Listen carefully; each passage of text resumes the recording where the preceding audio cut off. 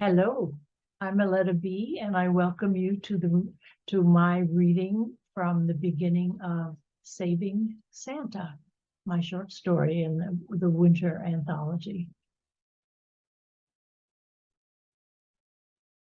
7-year-old Melissa stomped the slushy snow off her boots so she wouldn't get the floor of her school bus wet. She loved the bus ride to school, usually. That day was different. Reaching the top stair, she grabbed the post and swung around to sit in her usual seat, the first seat near the door. Worry folds sprang between her eyebrows. She chewed on a hangnail, then pulled it off, making her finger sting. Last night, she had heard something really scary on the radio, and she needed to talk with her best friend, Cammie, about whether what she'd heard was true. Melissa looked up to Cammie because Cammie always had superior information given to her by her older brother, Jimmy. He taught Cammie grown-up stuff, sex and life stuff, and then Cammie would pass the wisdom on to Melissa. Melissa would never forget the pencil drawing Jimmy made for them of a penis.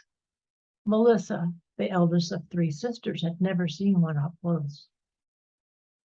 That day, however, preoccupied, she saw little of the snow-covered lawns and sidewalks streaming by her window. She just couldn't stop the replay in her head of that radio talk show she heard her mom listening to in the middle of last night. Radio host: "Well, Arthur Godfrey, you are known as America's uplifter. How are you doing with your Christmas preparations for your family?"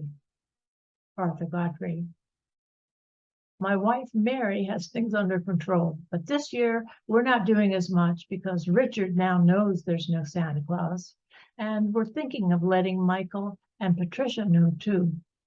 Radio host: "That's a hard thing. What makes you want to tell them?" Arthur Godfrey: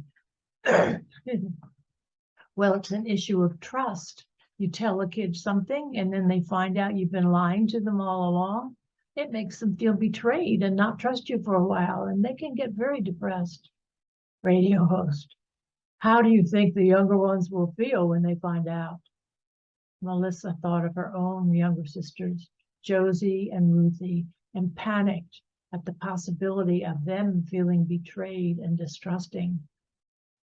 Just then, her mother turned off her radio, leaving Melissa worrying. Was it true? Was there really no such thing as a real Santa? Melissa sat up in bed, panting. Arthur Godfrey, oh no, you had to believe Arthur Godfrey, he never lied. And the host had said, when they find out, as if he knew there was no Santa Claus.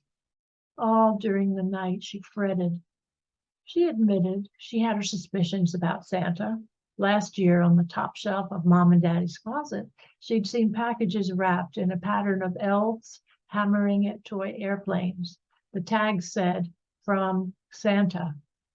But she had refused to believe there was no Santa. If there's no Santa, it would mean that the one day Melissa looked forward to most in the entire world would be gone forever.